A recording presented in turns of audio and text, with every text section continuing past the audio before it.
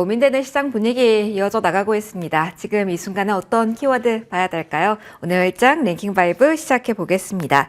오늘도 두 분과 함께 하도록 할게요. 헤르메스타 하창한 본부장, 유진투자증권 챔피언스 라운지 배재원 PB 나와주셨습니다. 어서 오십시오. 안녕하십니까. 안녕하세요.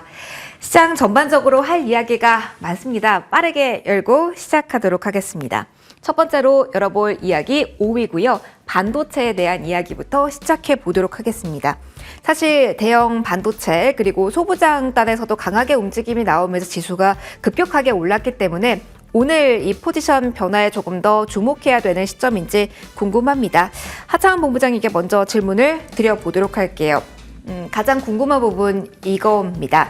조금 더 우리가 경계해야 될 부분이 지금 생긴 건지 좋아진다라는 말로 여기에 올라왔잖아요. 성장 동력 여기다. 네. 그 기대가 과했던 거라고 얘기를 지금은 살포시 해야 될까요?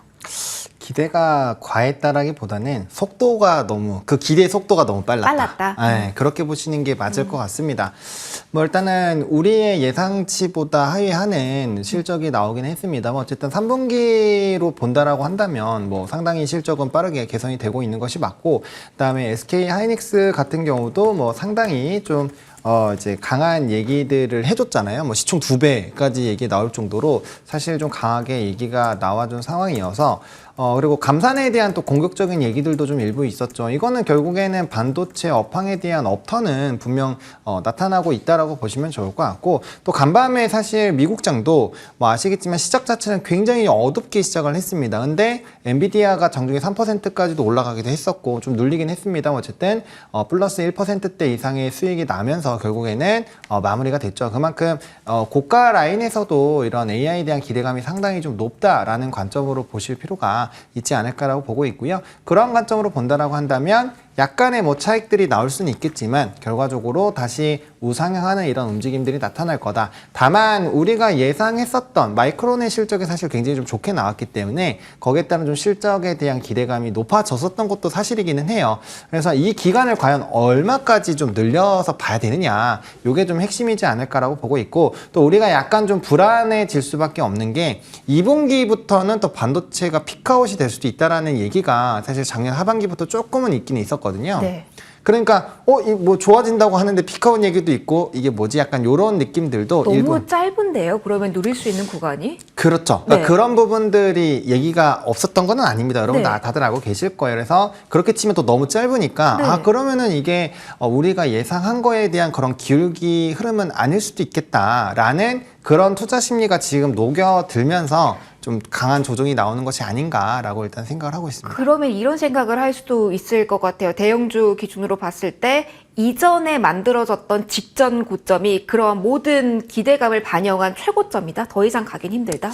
뭐 물론 저는 개인적으로 그렇게 생각하지는 않습니다만 네. 그런 심리도 일부 반영이 돼서 고점에서의 조금 뭐 조정이 나왔다라고 보시면 좋을 것 같고, 사실 아마 삼성전자 뭐 제 주변에도 투자하고 계신 분들 꽤 많았거든요. 근데 가장 많이 이제 얘기가 많이 나왔던 게 8만 원까지 200원 남았는데 거기서 막혔죠. 네, 어떻게 할까 요 고민들, 그리고 상당 부분 삼성전자를 아랫부분에서 잡으신 분들도 많지만 위에서 잡으셔가지고 좀 추매를 해서 단가를 낮추신 분들도 상당히 있었거든요. 그래서 거의 본전 이상 아니면 본전에서 조금의 수익이 났기 때문에 좀 힘들었다라는 평들도 상당히 많이 있었던 상황이거든요. 그래서 그런 부분에서의 좀 일부 물량도 있다라고 보시면 좋을 것 같고, 근데 이제 수급적으로 보시면 결국엔 기간이 던져서 이제 이 하락이 나오고 있다라고 보시면 좋을 것 같고, 그거는 이제 연말에 사실 우리나라 증시가 굉장히 가파르게 올라갈 때 금융투자 기관에서 특히나 금융투자에서 좀 대거 매수가 들어오면서 이런 좀 수급적으로 올라갔었던 부분에서 지금 되돌림이 나타나고 있거든요. 그건 이제 선물과 또 연결돼서 말씀을 드리기 때문에 얘기가 상당히 좀 길어질 수 있고요. 어쨌든 수급적인 부분들이 일부 반영이 된 것도 있고, 그런 약간의 좀 혼란스러움도 아마 이런 반도체 대장주들의 움직임에 일부 영향을 주지 않았나라는 분석을 좀 드리도록 하겠습니다. 그러면은 저희가 단기적으로 기대하고 반전을 노릴 수 있는 모멘텀은 어떻게 정리를 해야 될지도 짧게 질문 좀 드려볼게요. 살펴볼게요. 사실 삼성전자의 잠정 실적을 보긴 했는데 얼마만큼 줄였는지 이걸 보긴 했지만 사실 냉철하게 보면 시장에서 뭐 HBM으로 워낙 많이 올랐기 때문에 그 주도력을 가진 게 SK 하이닉스 인공지능 그 키워드였잖아요. 그러면은 관건은 SK 하이닉스가 내놓는 수치에 있다라고도 볼 수 있을까요? 일단은 뭐 그렇게 보실 수 있죠. 왜냐면 뭐 사실 메모리 쪽에서도 하이닉스가 먼저 흑자 전환을 해버렸잖아요. 네. 그러니까 순위가 지금 약간은 좀 뒤틀림이 나와 있는 상황이기 때문에 그 부분에서는 좀 하이닉스가 어떠한 결과를 내놓는지도 상당히 좀 중요할 수 있겠다라고 보시면 좋을 것 같고요. 그 다음에 또 중요한 거는 뭐 삼성의 퀄 테스트에 대한 결과들 그리고 앞으로 이런 그리고 본 실적을 보셔야 돼요, 여러분들. 아마 1월 31일 요때 보셔야 되는데 문제가 뭐냐면 요 또 다음 날에 또 FMC가 있단 말이에요. 그래서 그런 부분에서의 좀 일부 한 20일 정도죠. 뭐 거래로 치면은 한 15거래 정도 아마 될 텐데 아무튼 그런 기간 동안에는 약간의 좀 대형주가 일부 기간 조정이 나올 수도 있기 때문에 그런 부분에서 좀 더 마음을 여유롭게 잡자. 어쨌든 방향성은 턴을 하고 있는 상황이고 그 기울기에 따라서 너무 기울기를 높게 잡고 좀 기대감이 많이 선반영이 되어 있었다라는 부분을 좀 인정을 해주셔야 될 것 같고요. 그 부분에서 좀 일부 차익이 나오고 있다 정도로 정리를 드리면 될 것 같습니다. 조금 더 어떻게 대응해야 될지 이야기 이어가 볼 거고요. 이번 이야기 배재원 PB님과 진행해 보도록 하겠습니다. 그럼 동시에 보유자분들 기준으로 먼저 질문 드려볼게요. 그러면은 지금 상황에서 하실 수 있는 최선의 선택은 뭐가 될까요? 대형주 가지신 분들, 그리고 그 하단에서 그 밸류체인 하단에 있는 종목들 가진 분들 동일한 포지셔닝으로 대응해야 될까요? 어떤 팁 주실지요? 일단은 뭐 삼성전자가 8만 원대 매물에서 정말 강한 매물대에서 차익 실현도 많이 뭐 발생해왔기 때문에 지금과 같은 이렇게 흐름을 보이고 있는데 저는 이렇게 삼성전자나 SK 하이닉스가 좀 더 굵직한 종목보다는 일단 먼저 좀 더 하단에 있는 밸류 체인이 더 빠르게 움직이지 않을까라는 좀 생각을 하고 있는데요. 일단 이번에 CES 2024에서도 지속적으로 AI에 대해서 좀 강조하고 있는 모습을 보였는데 그것이 뭐 로봇이라든지 가전 그리고 이제 휴대폰까지도 좀 이야기가 많이 나오고 있습니다. 그렇기 때문에 이제 갤럭시 24가 출시가 됐었을 때 어떻게 보면 온디바이스 AI라든지 뭐 디자인 하우스라든지 이런 여타 반도체 내에 있는 밸류체인 단에서의 움직임이 좀 더 빠르게 나올 것이라고 보이고 있고 그다음 뭐 삼성전자 같은 경우에도 지금과 같이 매물 추리가 되었지만 여기서 조금 더 반등할 요인이 충분히 남아있다. 아직 뭐 잠정 실적이라고는 하지만 어떻게 보면 핵심이라고 할 수 있는 메모리 반도체 단에서의 뭐 수출 증가라든지 가격의 상승이 나오고 있기 때문에 비메모리 쪽에서도 충분히 이러한 기대감이 반영될 수 있다라는 점에서 저는 추가적으로 살펴봐도 된다라고 말씀을 드리고 싶습니다. 그러면 핵심이 되는 부분을 단기적으로는 삼성 갤럭시 새 제품이 공개되는 17일이라고도 볼 수 있을까요? 그럼 조금 더 한정해서 온디바이스 쪽은 그 전후 대응이 어떻게 나와야 될까요? 네, 어떻게 보면 갤럭시 24가 출시되기 이전에 좀 더 그런 기대감을 충분히 엿볼 수 있다라고 말씀을 드릴 수 있고요. 일단 뭐 미국장에서는 뭐 엔비디아가 지금 뭐 지속적으로 신고가를 경신하고 있는 좋은 흐름을 보이고 있는 만큼 국내장에서도 이러한 영향들이 충분히 호재성으로 작용을 할 수 있다라고 좀 생각을 해볼 수 있습니다. 그러면 인공지능에 대해서 워낙 키워드가 핫했기 때문에 하드웨어 중심으로 이야기를 해봤는데요. 피비님, 저희 소프트웨어 쪽도 함께 걸쳐서 이야기하고 넘어갈게요. 지금 이 순간에는 그럼 궁금하실 것 같아요. 하드웨어 쪽에서의 조언을 쭉 들어봤는데 오늘 한글과 컴퓨터가 워낙 강하게 움직임이 지금 현재도 나오고 있고요. 이전에는 이스트소프트가 또 강한 추세를 형성을 했죠. 옮겨가고 있는 타이밍인가요? 그런 의미에서 이쪽에서 힘을 더욱더 실어야 되는지 지금 순간에 그 사이에서 고민이 많이 되실 것 같아요. 어떻게 선택지 주실까요? 일단 요즘 시장을 좀 더 봤을 때 뭐 올 초부터 그랬지만 뭐 작년 말부터 그랬고 되게 시장이 정말 빠르다라는 좀 생각을 하고 있습니다. 일단 이 테마의 순환 자체가 어떤 한 곳에 뭐 잠잠히 머물다기보다는 정말 지속적으로 뭐 소프트웨어 쪽으로도 가고 정말 다른 여타 산업에도 가고 이렇게 지속적으로 빠르게 순환을 하고 있기 때문에 지금 상황에서 단기적으로 뭐 큰 이런 상승세를 보이고 있다면 좀 더 그렇지 않은 눌림목에 있는 이런 종목들을 좀 더 공략을 해보는 게 더 좋다고 지금 상황에서는 판단을 하고 있습니다.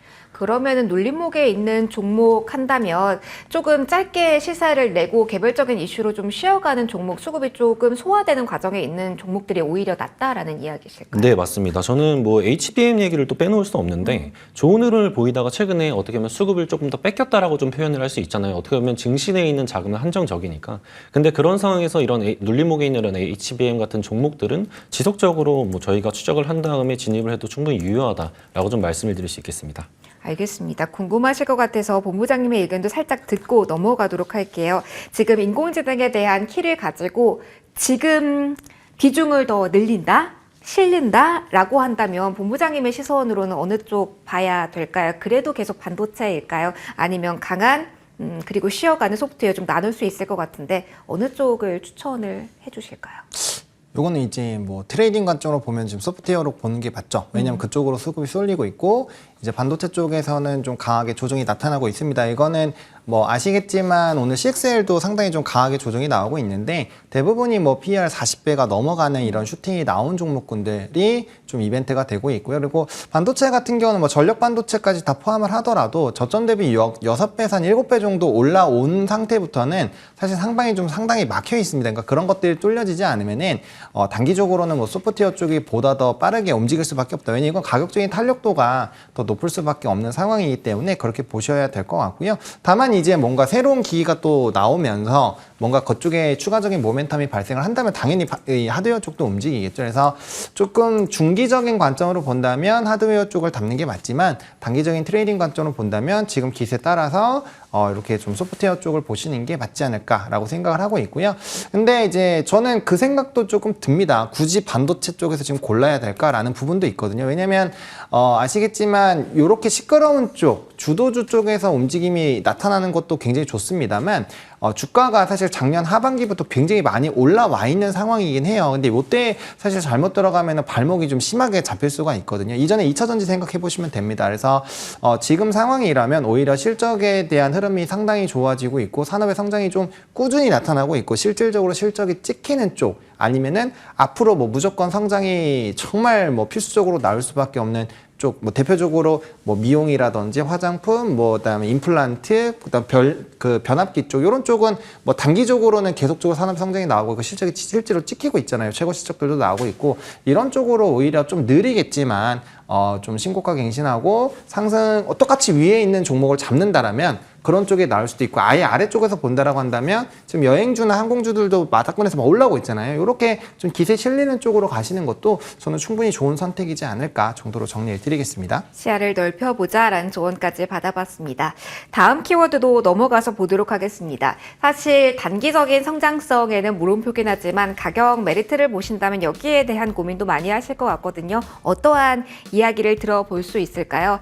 2차전지에 대한 이야기 해볼 거고요. 배재원 PB님 첫 번째 질문 받아주세요.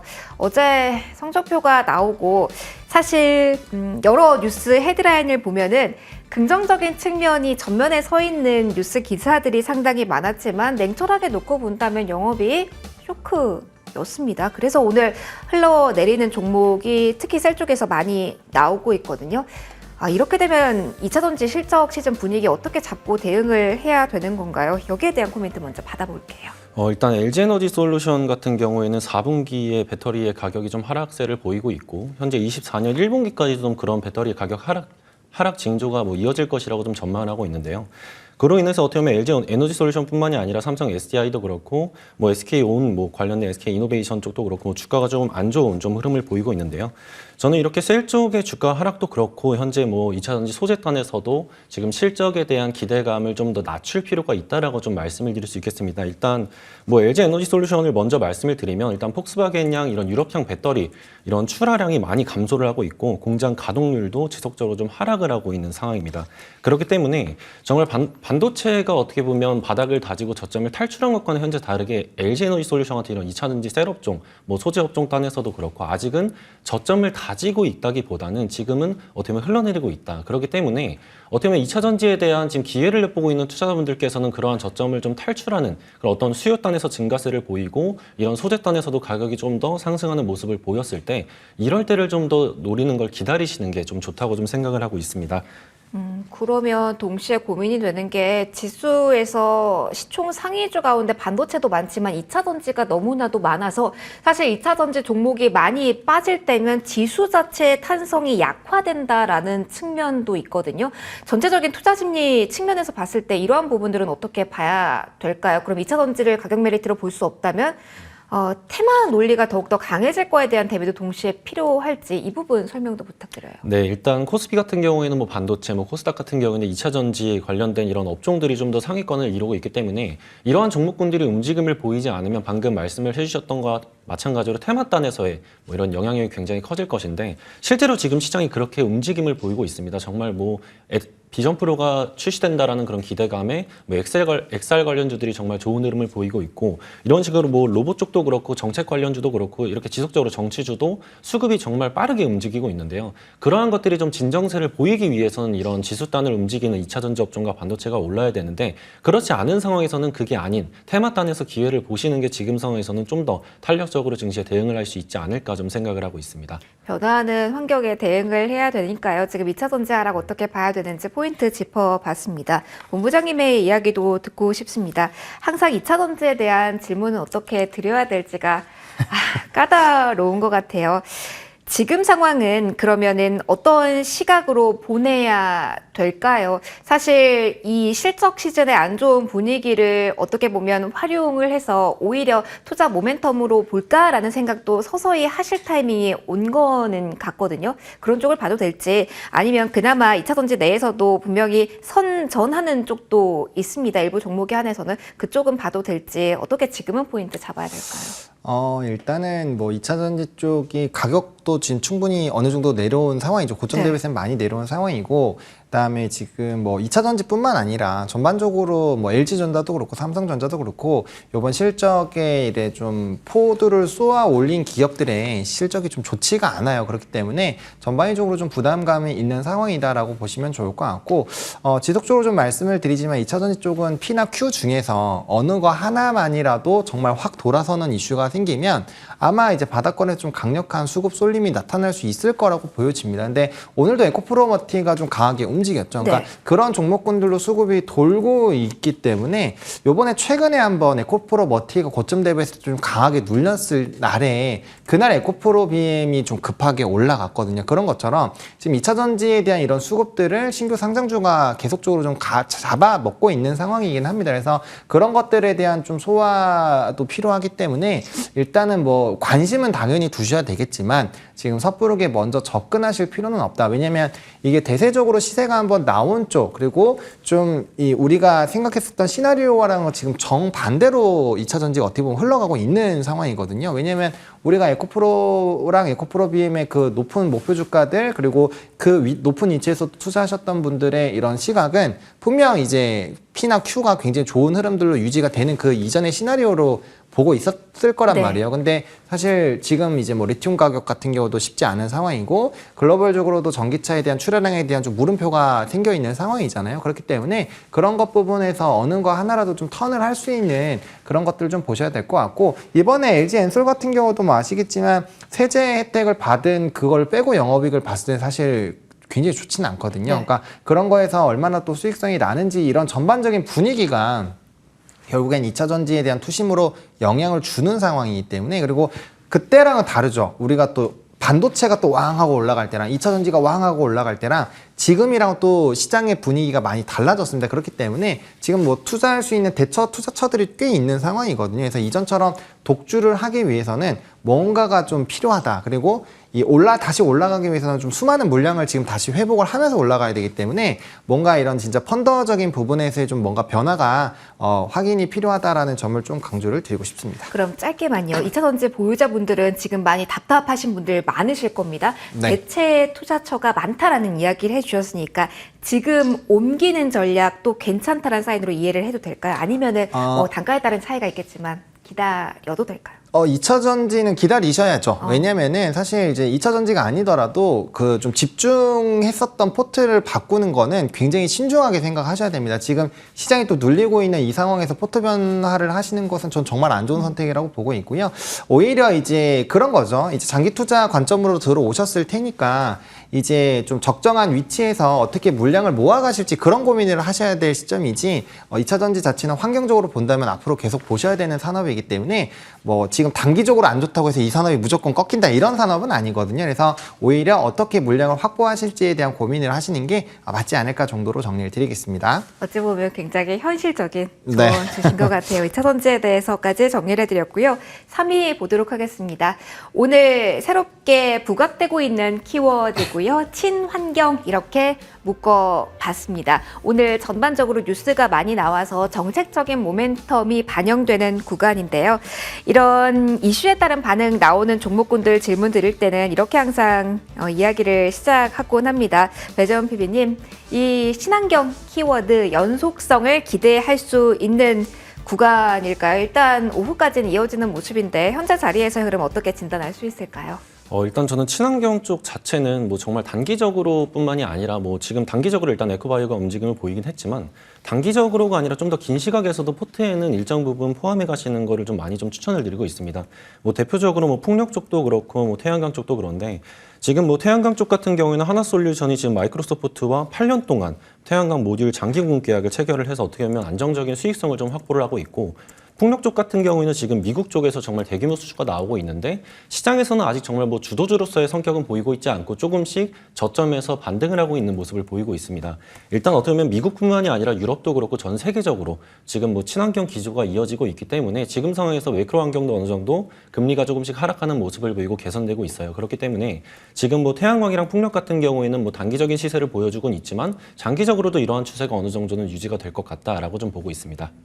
그러면은 이런 관점에서는요, 태양광 풍력은 상대적으로 사이즈가 큰 대형주들이 많잖아요. 근데 오늘 보다 강하게 시세가 나오는 탄소 포집 관련주 같은 경우는 좀 사이즈가 상대적으로 작잖아요. 지금 시장 분위기를 감안했을 때는 어떻게 보시는지요? 네, 지금 시장 분위기에서는 이렇게 뭐 당일 기준으로 했을 때 상한가를 보이는 경우에 정말 어떻게 보면 며칠 좀 더 이러한 흐름을 좀 확인을 해봐야 됩니다. 왜냐하면 몇 주 전에 있었던 뭐 엔터지 얘기를 좀 해보면 정말 단기적인 이런 단발적인 호재로 큰 상한가를 보였지만 이후에 어떻게 보면 주가가 좀 하락세를 보이고 있잖아요. 그 이유가 그 단기적인 호재가 지금 시장에서는 아직은 먹히지 않는다. 그 이유가 지금 엔터 쪽에서는 이런 실적 개선세가 뚜렷하기보다는 그런 단발적인 이슈로 올랐기 때문에 정말 그 다음 날, 그 다다음 날의 흐름은 솔직히 아무도 모르잖아요. 그렇기 때문에 이런 에코바이오 같은 경우에도 지속적으로 좀 시간을 두고 어떤 일정 자리를 잘 유지를 한다면 뭐 트레이딩 관점에서는 단기적으로 충분히 수익성을 낼 수는 있지만 그렇지 않다면 접근을 안 하는 방식으로 좀 대응을 하시는 게 지금 시장에는 맞지 않을까 좀 생각을 하고 있습니다.